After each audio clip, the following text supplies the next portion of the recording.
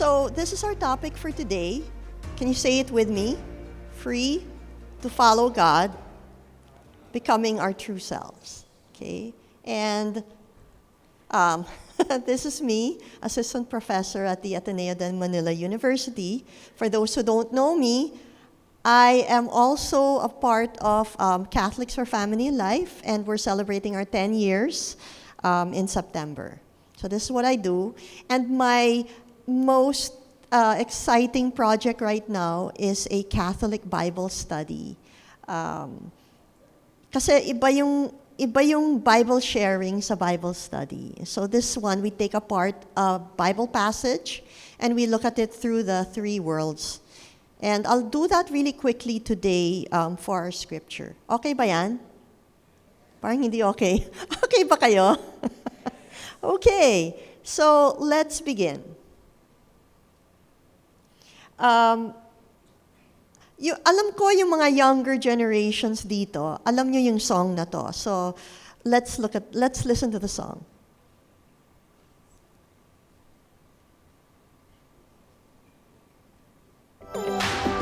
Minsan ay nahuhuli ang sarili na nag-aalala. Mga bagay na di kontrolado, pinoproblema. Pero teka lang, meron bang humahabol sa'yo?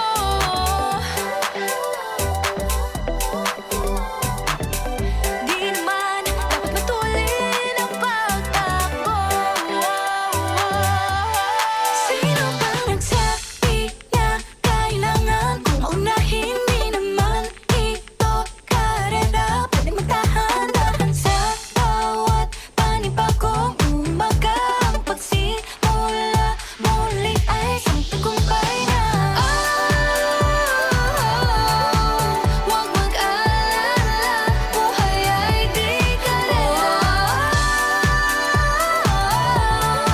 Dahan-dahan lang, buhay ay di karera. Okay, sino nakakaalam ng song na to? Ay, wala! Hindi ko makita. O, yung mga nasa likod, meron. Okay. Now, this song kasi was written by Nika Del Rosario. Siyempre na, yung performer, si Beanie, di ba? But Nika Del Rosario, she wrote the song Carrera, the name of the song, Race, to remind us na kailangan natin mag-slow down. Di ba? Why? Because life is not a race. But sometimes we think it is. Tama? Diba? We think it's a race. And another thing she wanted to share was we shouldn't compare ourselves to others. Kasi sometimes masyado tayong critical with ourselves because of how we are compared to other people. Tama uli? Tama? Parang napaka-shy nyo. Yes? Okay, so she was diagnosed with generalized anxiety disorder. And so she wanted to focus on mental health, but also self-care. Do you believe we need self-care? Yeah, di ba? And that's why you're here today. Kaya kayo, hindi tayo, kayo, my soul session once a month. To take care of your soul, your body, and your mind. Di ba? Nabaliktad ko yata. What else do you need to know? Yung words niya, di ba? Sometimes, baka you wanna read it na lang together. Minsan, yung sarili na nag-aalala, mga bagay na di kontrolado, pinoproblema. We tend to worry so much about so many things, di ba? We catch ourselves na hindi naman natin makontrol, but we worry. Ang tawag ng Catholic faith dyan, useless worry. Diba? And we catch ourselves doing that. Let's go to, so have you ever felt that way? How many of you have felt that way? Please raise your hand. Yeah, I see a few hands. Thank you. Let's go to the next line. Sino? Together. Sino? Nagsabi na kailangan kong mauna. Sino nagsabi? Yung boss ko. No, I'm just kidding. Sino nagsabi yung pressure ng iba? Hindi naman ito karera, di ba? Pwedeng magdahan-dahan. Except kung may deadline ka. May mga deadline. But to remind ourselves na we get caught up in this race. And sometimes we need to slow down for the benefit of ourselves, for our self-care. Kaya nga may soul session, di ba? Kaya nga may culture day for you to slow down. And if you don't slow down, you're gonna go crazy, di ba? Okay, this reminds me of a children's book. Ako kasi, I am a theologian, but I love children's books. Kasi malalim yung mga children's book kahit na pang kids. Diba? So anyway, there's this book by Jamie Lee Curtis. Hindi ko alam kung if anybody here knows who Jamie Lee Curtis is, but she's an old actress. And the name of her book is There Really a Human Race? It's super interesting. I love the title. I love the title of this book because it tells us that there are two ways we can interpret that. Diba? Ang unang interpretation niyan ay lahat tayo, we're all part of the human family. And because of that, we need to make life better for each other. Kasi sama-sama tayo as one human race, one human family. Agree? Yeah, di ba? But here's another definition of it. Di ba? The other definition is, it sounds like it's a competition. Kasi lahat tayo nag-race. Lahat tayo are, competing against each other. Diba? So, sometimes, that's how our life is. Everyone is trying to what? Everyone is trying to... Ang galing ng clicker ko. Baka I'm clicking in the wrong way. Where am I supposed to go somewhere with this? Everyone is trying to get ahead. Diba? Dapat mauna ako, di ba? Kasi kung hindi, isa lang prize eh. I have to prove myself na magaling ako. Kailangan malaman ng boss ko na magaling ako, di ba? So the need to get ahead, the need to get on top. Why? Isa lang yung winner. Isa lang ang, the promotion is only good for one person. So I have to prove myself, kayod, show the world na ako yung deserving if I want that promotion. So, sometimes it means, dahil isa lang yung prize, isa lang yung, position, kailangan ako yan. And that means, in order for me na umangat ako, dapat, I'm gonna push other people down. And that's how, mostly in the corporate world, that's how it works. But not only in the corporate world, in many other situations, right? Right? So there's a lot of competition going on. Maybe that's why Carrera resonates with so many people. Kasi nga, we feel it. We're in a grind culture. Have you heard of the word grind culture? Yung parang kayod ka lang ng kayod. Sa Tagalog, kayod culture. Di ba? Kayod ka lang ng kayod. Wala ka ng rest. Kasi you have to get ahead. And if you aren't moving forward, you'll get left behind. Kasi everybody is pushing themselves. Many people feel, and maybe this is you, and this is me, that we're constantly running. Running for what? Na maging successful. Sino ba naman ang ayaw maging successful? Diba? We wanna succeed. But we're running para, we have enough money for our future. Diba? So kayod tayo, running for what? Running for, I'm waiting for it, running for recognition. Diba? Para ma-affirm ako. So people know ang galing niya. Diba? Running for the next promotion. Hindi ako pwedeng mahuli, diba? Because everybody else is striving and running. If I don't run, I might get left behind. Running for the next milestone, diba? Okay, na-reach ko na yung level na to. What's the next step? Diba? So, how many of us have ever felt pressured to keep up? I'm asking you, if you feel that, diba? Aminin na, diba? The first step kasi is you have to admit that this is where you are and this is where I am. Daming pressure talaga, especially, nowadays. And therefore, if these things are controlling us, then the question is, talaga bang free tayo? Diba? Malaya ba talaga tayo? Because ang dami natin pressure. So, what does it really mean to be free? Medyo kinuwento na ni Ivan, di ba? But let me go further according to what he said. Okay? So we're gonna do 3 things. Oops, before that. Last month, just recall, ang pinag-usapan nyo, finding God in all things, di ba? Sana you remember something, that wherever you are, in whatever circumstance, the Ignatian understanding is, nandyan si God. Mahanap mo si God if you open your eyes. Diba? And then, this year's theme for you is Optimagis. Diba? More of our best.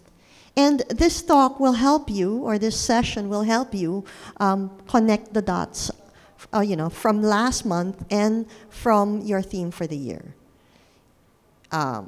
Before we can actually follow God, before we can really be our best, we've got to first understand ano ba talaga ang ibig sabihin ng being truly free.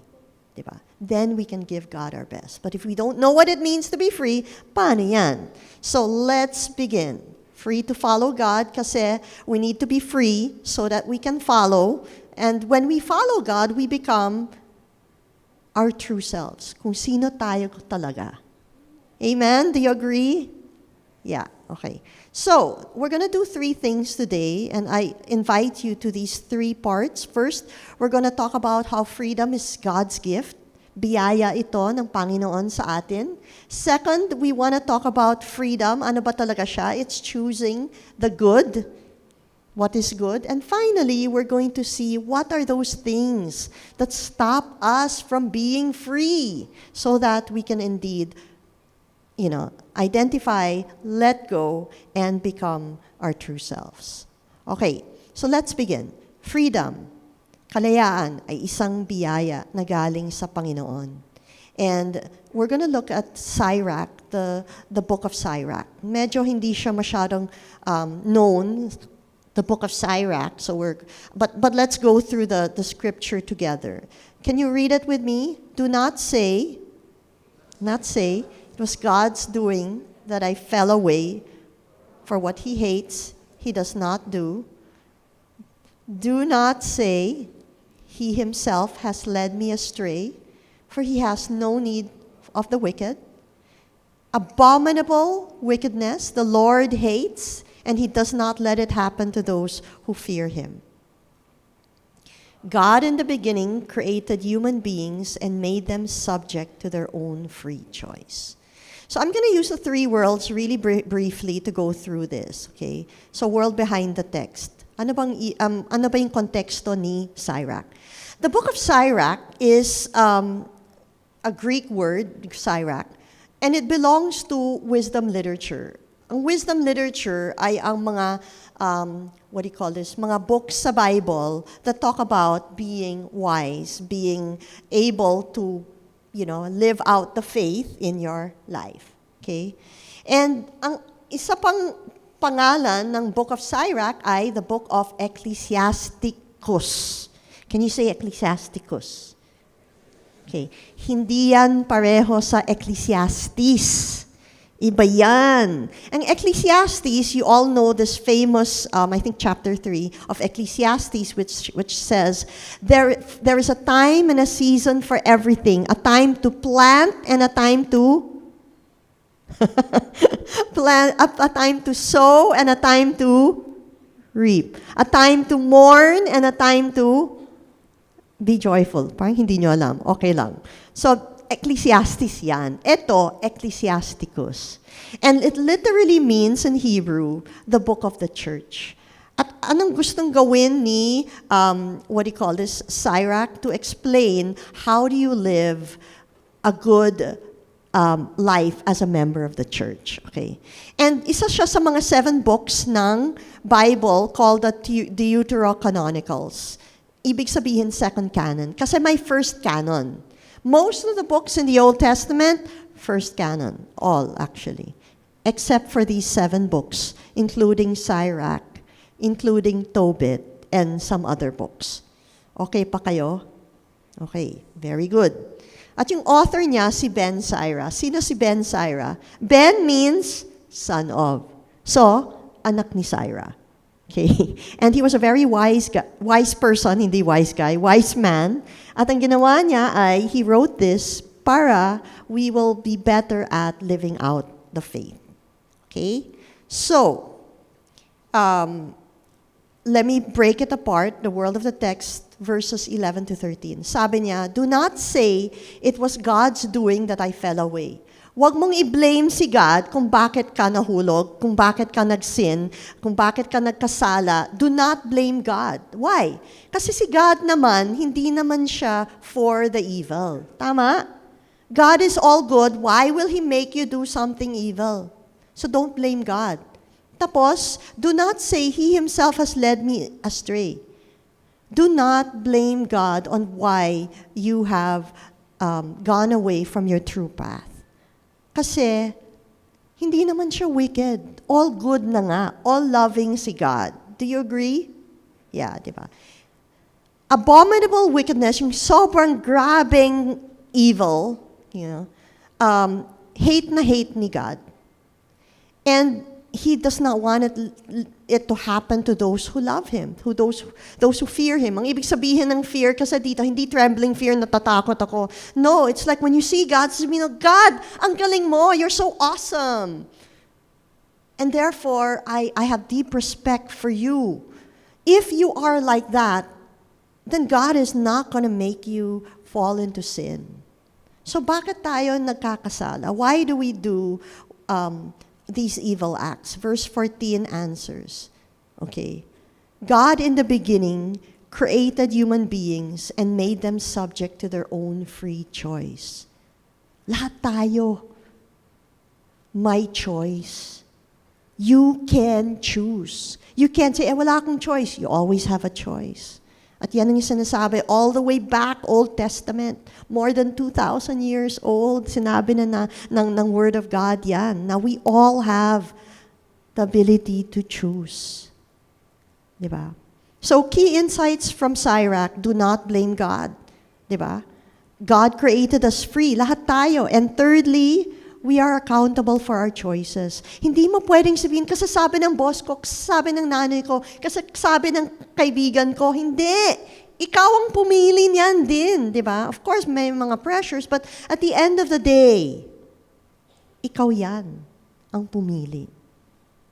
Now, I'd like you to think about this. If God had given us freedom, what are we gonna do about it, di ba? Choice mo yan. And anong klaseng tao ka magiging, di ba? By the choices that you make. So why did God create us free in the first place? Bakit, di ba? Di ba mas madali if He made us, tapos sunod na lang tayo? Right? Right? Di ba? Parang robots tayo. We will follow the Lord kahit paano, di ba? Wala nang sakit ng ulo for the Lord. But guess what? If God did not give us freedom, we would not be able to love Him back. Kasi love requires choice. Hindi yan love. Kung pinapwersa ka ng suitor mo, na sige na, sagutin mo na ako, di ba? Then it's not love. If you can't say no, then that's not freedom and that's not love. You agree? So, love is freely given. Hindi pwedeng ipwersa. Sometimes, our parents forget that. I'm a parent. Feeling na, sige, gawin mo na, di ba? Kasi gusto mo the best for your child. But at a certain age, your age, you should be able to choose. Di ba? Kasi off-age na kayo. Lahat kayo working, so off-age na kayo, di ba? And you can't blame anybody else for the choices that you make. Ikaw ang pumili niyan. And sometimes by not choosing, you've already chosen that. Eh, hindi naman ako, I didn't choose to fail. Yeah, but baka naging tamad ka. Baka you didn't exert all your effort. Diba? So, freedom is one of God's greatest gifts to us. At lahat tayo meron yan. Diba? Okay. The thing is, freedom's not just, sige, meron kang choices. Sige, mag-decide ka na. Hindi lang. Okay? And we will find that out in the second point. Freedom is choosing what is good. And let's look at the Catechism for Filipino Catholics. I'll just read it quickly, ha. A shared capacity, and then I'll break it down para hindi kayo malula, okay? A shared capacity with others in the community for choosing not anything at all but what is good in order to become our true selves. And it includes freedom from and freedom for. Okay, I'm just managing the time, ha, so I will move on. And I'll break it down for you para hindi kayo mahirapan. Okay? So, yung freedom, authentic, meaning meron false freedom. Yung peke, yung hindi totoo. And we want to go to talk about what is free, di ba? For us na humans. We're not talking about the birds, ibang klaseng freedom yung birds, yung mga hayop, yung creation, iba. We're focusing on the human person that God created in His image and likeness. And the Catechism says it's a shared capacity. Sino nag-share ng freedom? Sino? Sino? Hindi to rhetorical question. Gusto kong may sagot kayo. Sino? Who shares freedom? Lahat tayo. Everyone. Everyone is free. Diba? So, hindi lang ikaw ang may karapatan, may choice. Lahat tayo. And we need to consider that when we make choices. Diba? For choosing not anything at all but that which is good. May bias. Dapat yung pipiliin natin ay ang good, kabutihan. Kasi when we don't choose the good, ay hindi yan true freedom. Kala lang natin. Okay? I'll talk about this in a bit more, but first I'll proceed. Bakit tayo binigyan ng freedom? So that we can become our true selves. God gave us this freedom, this ability to choose the good so that we can become the best version of ourselves. And when we don't do the good, we go against our true selves. Nagiging fake tayo.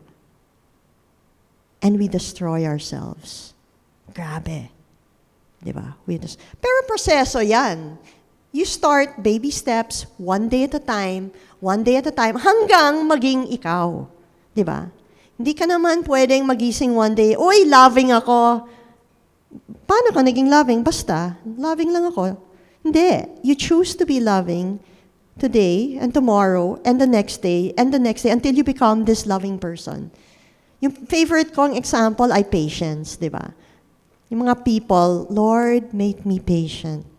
I want it now. Hindi pwede, di ba? Little by little, day by day, baby steps, step by step. The first step, the hardest. Second step, mahirap din. Third step, mas madali. Fourth, hanggang ikaw na yan. Proseso. Being good, being free, choosing to follow God, proseso. Day by day choice yan. Okay? So, shared capacity, lahat tayo may choice, except for, kung mentally insane ka, so parang psychotic ka, wala ka naman dito sa mundong ito, iba yung mundo mo, yan. But everybody, I think, in this room, I know in this room, has the capacity to choose. Tapos kasama yung ibang tao, hindi lang ikaw ang merong rights. Lahat tayo, di ba? And the choice, the act is to choose only what is good and to become, so that we can become who we really are. At yung goal natin, pagmamahal, to love, pag-ibig, di ba? So, dalawang level ang freedom kasi. Still with me naman, di ba? Okay. Dalawang level. Unang level, kapasidad, abilidad, potential, given. When your boss, when HR hired you, di ba? They hired you based on what they saw in your CV, your resume. At ang sabi ng resume mo, uy, ito ka. So sabi na, may potential. But unless you actually work, hanggang potential ka lang. Ganon din yung freedom. Diba? Choices. Pwede kang mag-choose. Capacity. Pero potential lang yan, given. Pero kailangan natin mag-level up. Diba? The higher level of freedom, what we're supposed to be is when we actually keep choosing the good until we become a good person. Example, if you love today and love tomorrow and love the next day, you become a what kind of person? A loving person. But if you choose to lie, you become a liar. And if you choose the evil by cheating, you become a cheater. And if you steal, you become a not stealer, thief. But ang sinasabi ko lang, the choices we make, we become that kind of person. Okay? So level up tayo, okay? Kailangan constant, yung freedom of choice, constant, nandyan lang yan. But for it to become a reality in your life, may variance, depende sa tao. Yung iba dito are more loving than others, right? Yung iba dito, mas patient over others.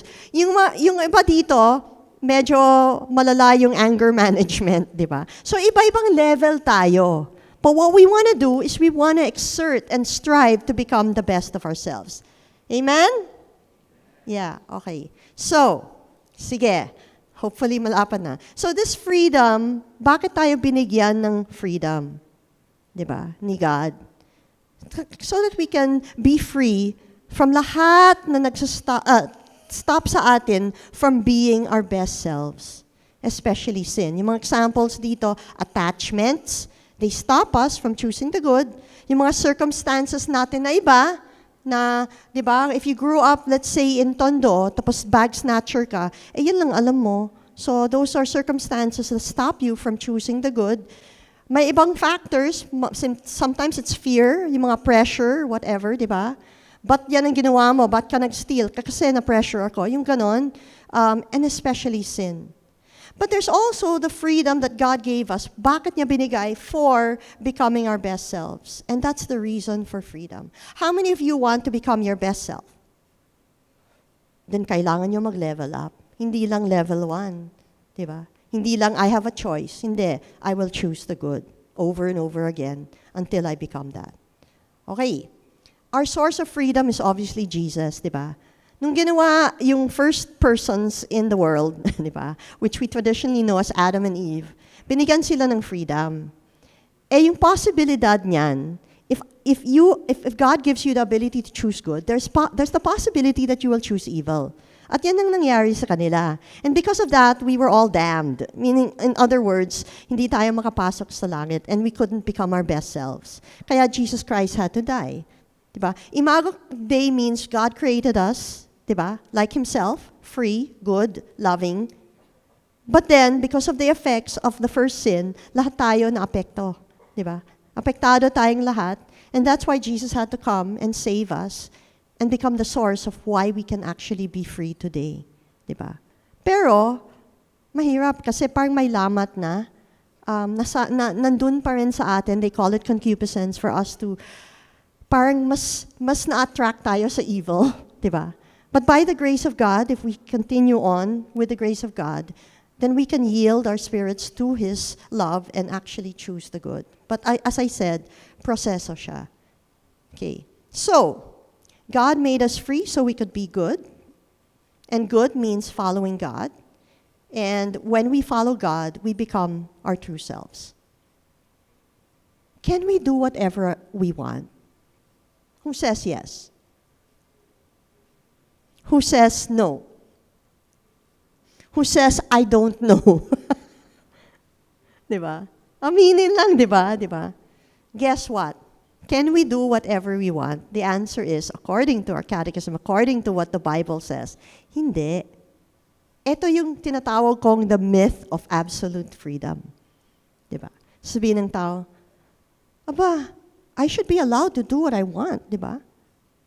I want to do what I want. Can you do what you want? Talaga, sige. Can you poop here and now? Magpupo ka ngayon. Pwede? Ay, hindi mo gagawin. Can you shout at the top of your lungs while I'm giving the talk?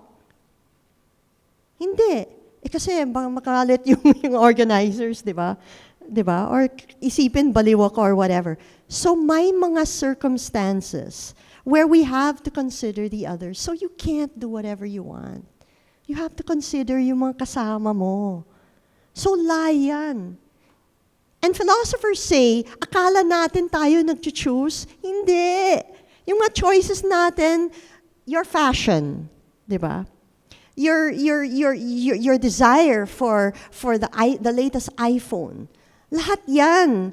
Marketing yan to get you to choose that. So you really didn't choose it. Fashion made you choose it. Di ba? Marketing made you choose it. So philosophers say that the only real free choice that we have is a choice whether to do good or evil. Ikaw yan. Wala naman makakasabi, di ba?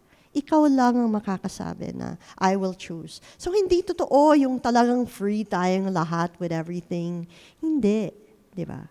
Kasi we have to consider others because we live in community. And second, it goes against our very nature. Not choosing whatever, hindi generic yan. We need to choose the good if we are to become the best of ourselves. Paulit-ulit kong sinasabi. Eto, di ba nakakainis to? Sinong nag-cut nito, ha? Di ba? Kasi, kala niya, myth of absolute freedom. Gusto kong mag-cut ng ganito, bahala kayo sa buhay nyo. Hindi, mainis tayo, magagalit tayo, kasi mali yan eh. Unfair. See, deep in our hearts, meron tayong desire and knowledge of what the right thing is. And this is not just. This is not fair. Diba?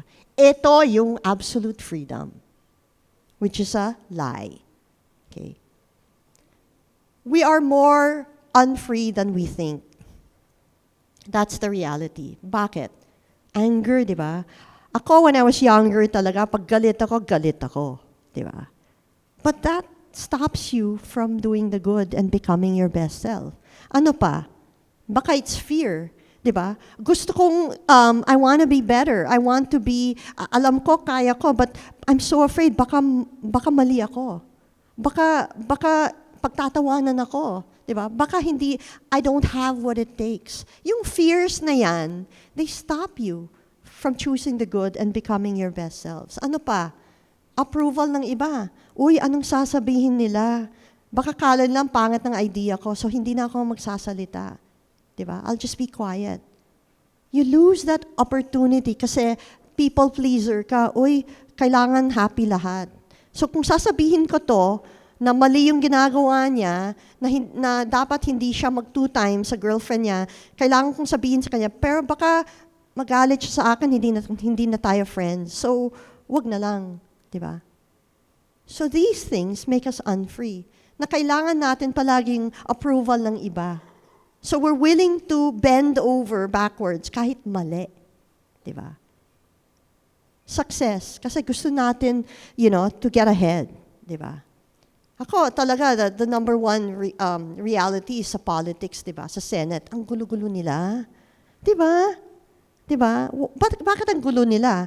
Because they want to be successful. So, they'll side with whatever na lang, either side. Ako, hindi ko na alam kung sino nagsasabi ng katotohanan ang gulo-gulo. But because you want to be successful, you want to be elected, you want to be popular, parang sige na lang. Of course, I cannot judge naman the senators and what's in their hearts, but makita lang natin ang gulo-gulo nila. Diba? If any of these control me, and there are many other examples, then I am not free. Diba? I just think I'm free, but I'm really not. Diba? So can we really break free? Ang sagot, yes. Here's a man, hindi ko alam, how many of you have heard of Saint Pier Giorgio Frassati? Kasi medyo bago lang siya na saint. Last November lang siya. November ba? Hindi. Basta, September 7, yan. September 7, he was canonized. And Saint Pierre Giorgio Frassati, aside from being guwapo, di ba guwapo siya? Oh, yung mga girls, sige. He came from a wealthy family, mayaman, influential. Kilala yung pamilya niya sa Italy, especially in Turin, where he comes from. Tapos, ang dami niyang opportunity to succeed. Well-educated siya, kilala sa mga social circles, at madaming kaibigan. Diba? Galing niya, no? Galing. Tapos, yung sport niya, mountain climbing. Galing, no? Pangmayaman niya yata ito, okay. And he was into sports, so regular person lang siya, di ba? Hindi holy type, di ba? Loved adventure and loved to spend time with his friends. Parang kayo yan, di ba? Parang ito yan, kayo ito, okay. And then, he enjoyed life. Sobra. He lived his life, di ba? Optimagis na, di ba? And yung motto in life niya is verso la alto, to the heights. To the heights in whatever he was doing, the passion to be the best version of himself, di ba? But also through serving the poor. Mahal niya, di ba? Yung moralita. He visited the sick, di ba? So sobrang balanced siya, di ba? And he helped those who were in need. In fact, he would give his money away. Hindi niya pinapakita pang tahimik lang, pang wag mong sabihin I'm gonna donate money to you, etc.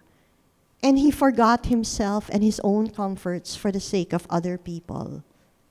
Grabe, no? Now here was a person who was authentically free. Totoong siya yan, di ba? Ayan, sabi ko nga, sounds like Optimagis, di ba? He ministered to the sick and the poor sa Turin na nga. And that's when he got polio, nahawa siya, and he died. You know how old he was when he died? He was only 24. Diba? Some of you are 24 in this room, diba? You can do so much with what you have right now. Hindi kailangan maging manager or higher up, diba? Right here, right now, you can choose the good and become the best version of yourself. Verso la alto, to the heights. So he was truly free, diba? His wealth, his popularity, his comfort, and his success did not own him. It did not own him. Hindi siya attached to wealth or popularity. Tayo, mga creatures of comfort tayo, di ba? Ay, nako, ayoko doon, mainit, walang aircon. Ganon. Creatures of comfort tayo. Ay, nako, ang tagal ng food, wag tayo doon. Gusto ko mabilis, di ba?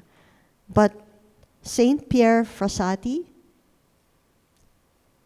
he denied himself the comfort so that other people could be comfortable, di ba? He denied himself success because he wanted to bring success to the marginalized and the poor and the sick. Diba? His freedom came from placing God first. Nasa sentro ng buhay niya. Kayo, saan si God sa buhay mo? Sentro ba siya? And that's why he was free to love and free to serve. Saint Pierre wrote, if you place God at the center of all your actions, then you will reach the goal. And what is the goal? To become the best of you. At lahat naman tayo, di ba? We want to be the best, but we want to be the best of ourselves. And the best of yourself is to be loving and good. Because God created you that way. But if God created us precisely to become free, our true selves, bakit tayo? What's holding us back? Madami. Diba? Which brings us to the third point, and I have a very short time to do this. Freedom means letting go. Saint Ignatius believed, ano ba yung solution?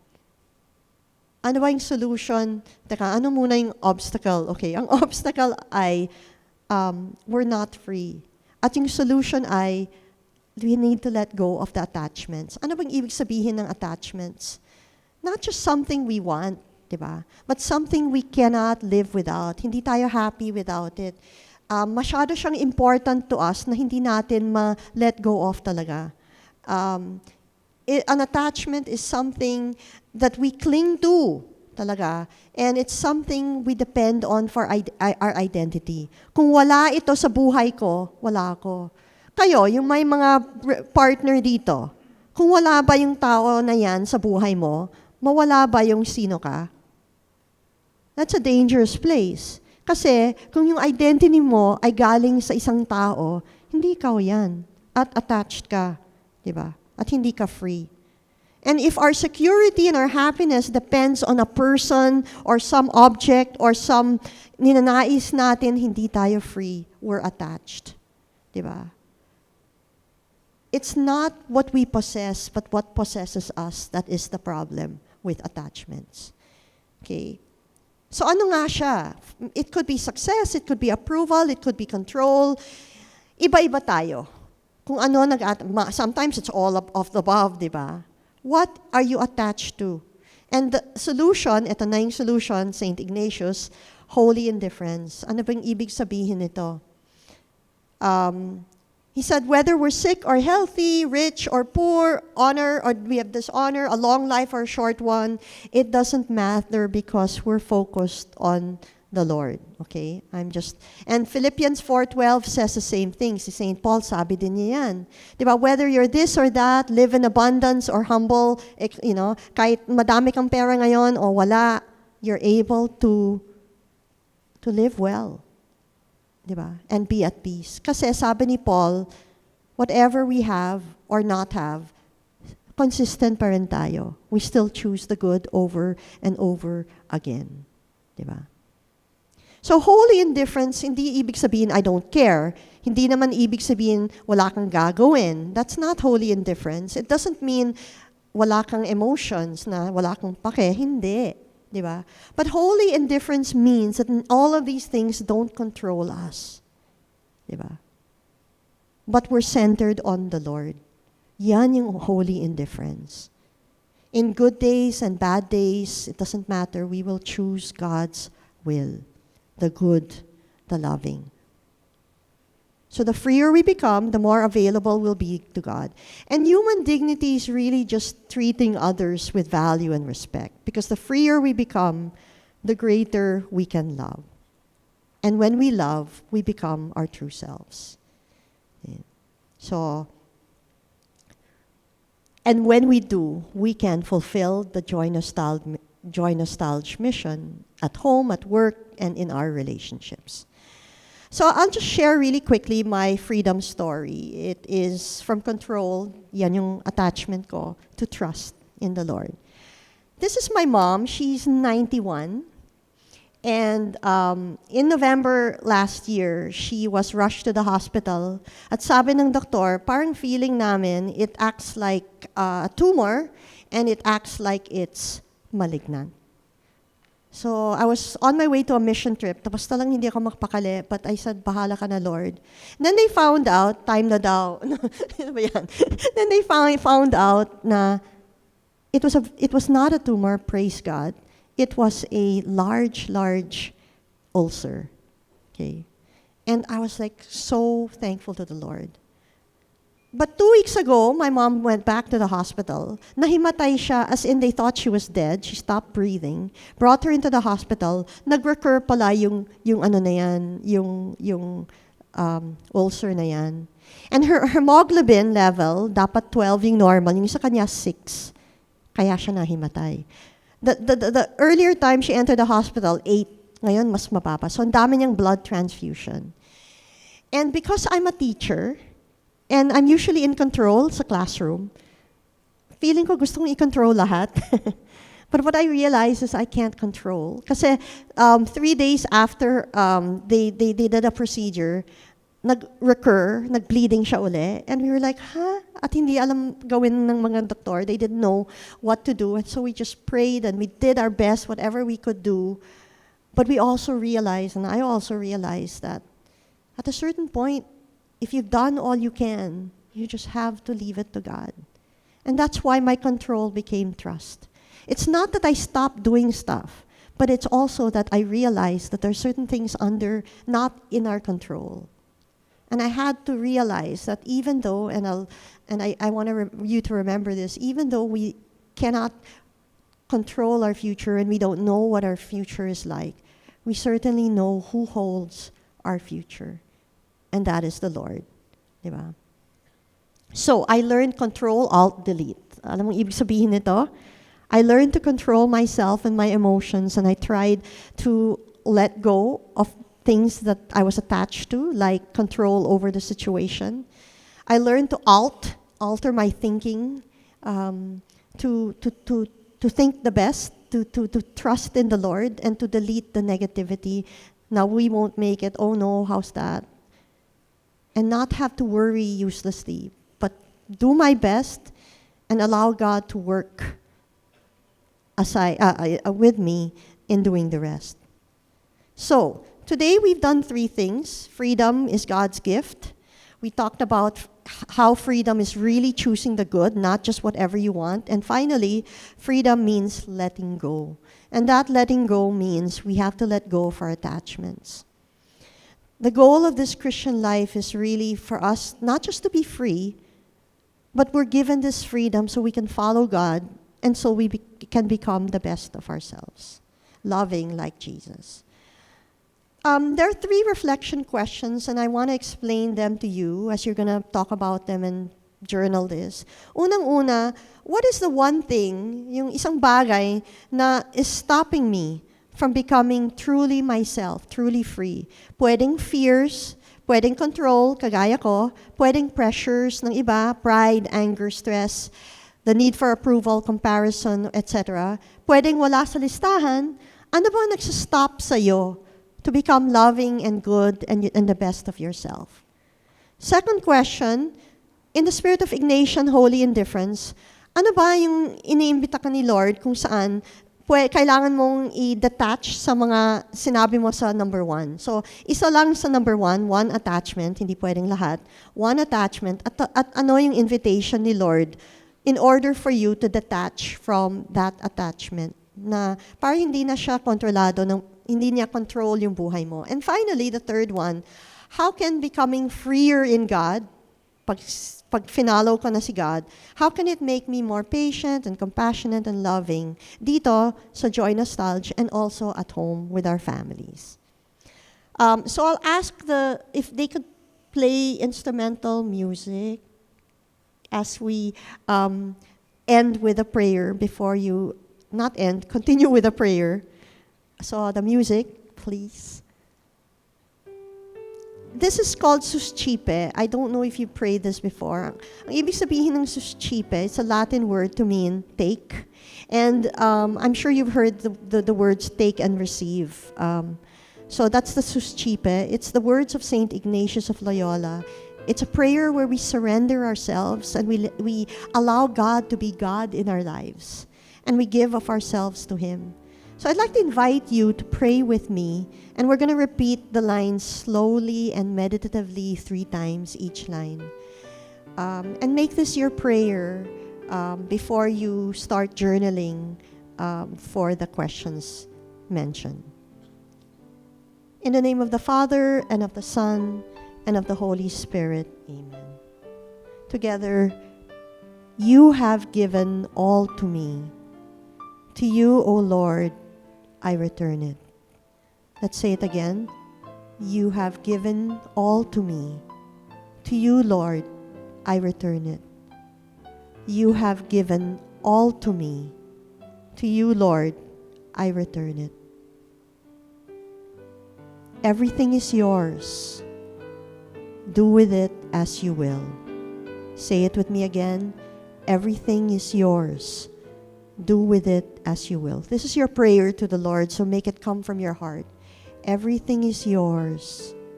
Do with it as you will. Give me only your love and your grace.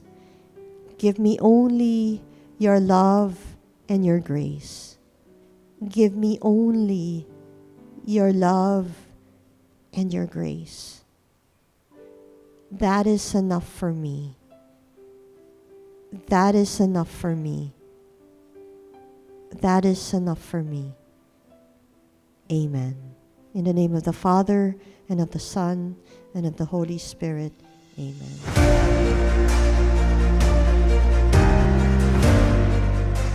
A proclamation of the Holy Gospel according to Saint Mark.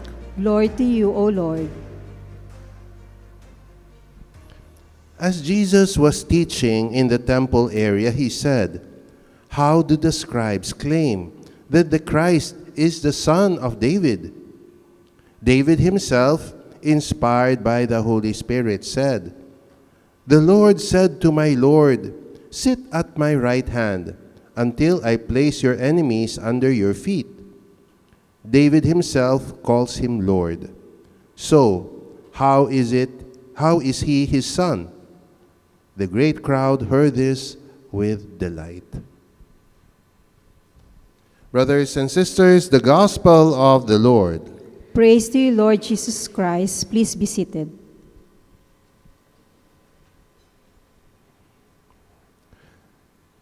The Lord said to my Lord, sit at my right hand. Our gospel is quite difficult to understand. What really is the question here? Our Lord basically is trying to address what the scribes were thinking. No? And of course, the scribes, they read a lot of the scriptures. No? Sila yung nagsusulat. Kaya tinatawag na scribe. No? And so, they know a lot about the Old Testament. And of course, they know about the story of David. And they know that there is a promise to David that one among your descendants will reign forever. No? And in the genealogy of Jesus, it was traced from David, so through Joseph, his foster father, so kaya lumitaw si Jesus. No? And so that is what they know. No? So about the son of David. No? But our Lord clarifies, he's not just son of David. He's even Lord of David. Kasi our Lord calls him Lord. So when in the Psalm, he quoted, "The Lord said to my Lord." No? And so it's important for us to understand why our Lord makes this clarification. No? I'd like to focus especially on the word Lord. Okay? How is our Lord Lord? We normally use Lord in many ways. No? Surely in the Bible and for many religions, Lord is our God. No? But the word Lord is also used in many other ways. No? So it's also used in royalty. So mga kings, those with royal blood, those in palaces, they call themselves Lord. I remember I have a cousin who was made Lord Mayor in Canada of one small town. No? So yun, ginagamit yung word na Lord.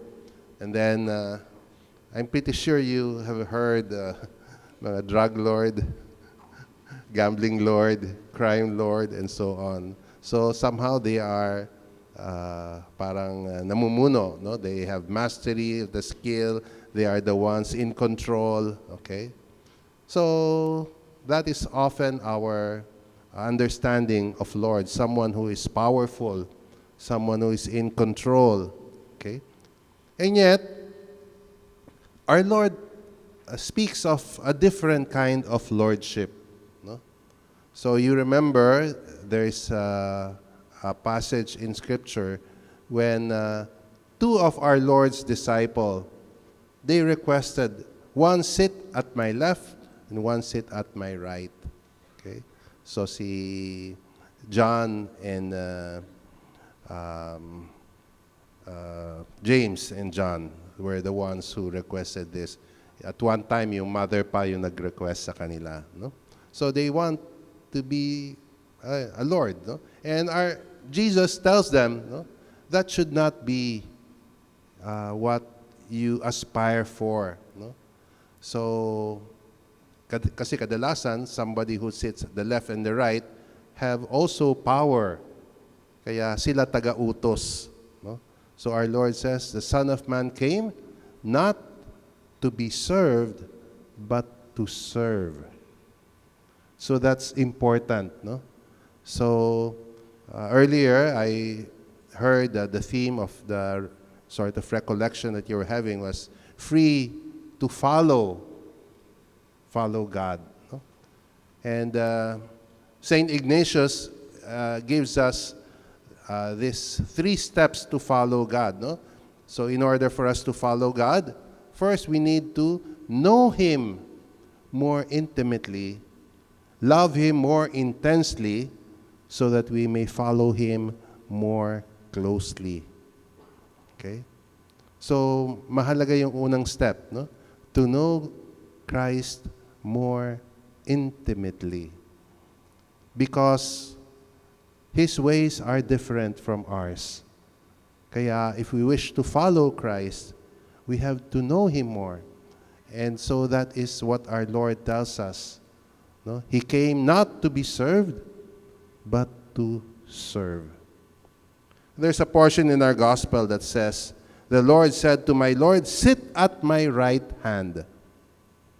So instead of understanding, sitting at the right to have power, to command people and to be served, I'd also like to offer you the idea that to sit at the right hand is also to serve.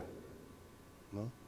To be at service of people. That is how our Lord would like us to understand, sharing also in His Lordship. No? That we are free to follow Him in humbly serving God and our neighbor. When I celebrate Mass in the parish in Mary the Queen, I often see people, especially elderly people, laging may kasama. No? Usually, mga caregiver. No?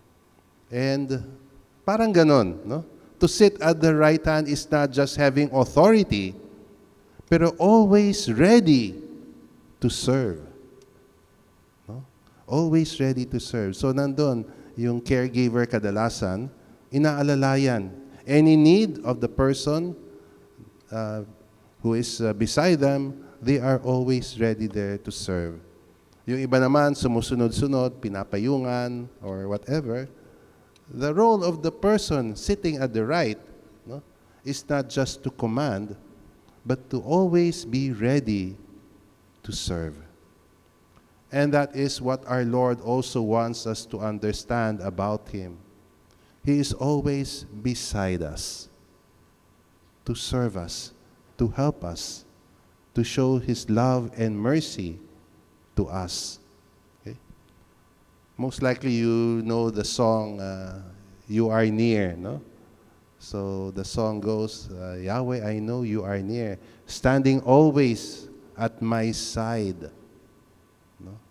So to recognize God who is always there at our side, serving us. This coming Sunday will be the feast of the body and blood of Christ. So Jesus feeds us with His body and blood. So to recognize Jesus serving us, lahat ng pagkain natin, He is serving us. Especially if we can recall how He humbly would serve us through the many people who prepare our food.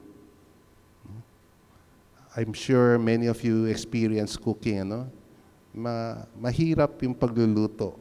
Okay? Talagang you have to put yourself into it. Think of the person you will serve. And so, hindi basta-basta lang yan. You have to think ahead, prepare ingredients, and then yung actual cooking is another struggle. No? Pero it's like that. You humble yourself when you serve others, especially serving food and in other ways that people need assistance. And so our Lord is telling us the way He is Lord is in humbly serving us. And so if we know our Lord in this way, then to follow our Lord is also to be humble. to be at the side of our neighbor. And this is the difficulty for many people. Like the disciples, you remember during the Last Supper, our Lord washed their feet.